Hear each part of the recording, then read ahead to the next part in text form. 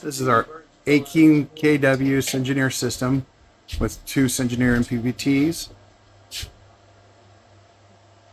hooked to 12 Tesla Model S batteries.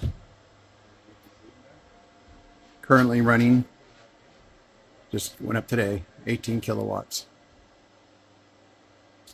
This is the Fort Dome property. We just put this system live. 24 490 watt Helene panels. This is on an Iron Ridge grid racking, and it is permitted.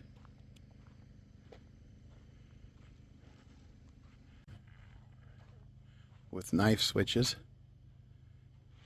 down the ground. He hasn't covered up yet, waiting for the permit to be finalized. And here's your Sigineer system.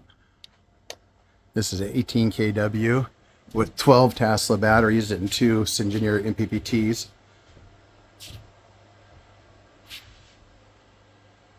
Beautiful system. This guy was going to be $100,000 just to get the electrical put out to this property, and did this complete system with permitting for $35,000, including racks.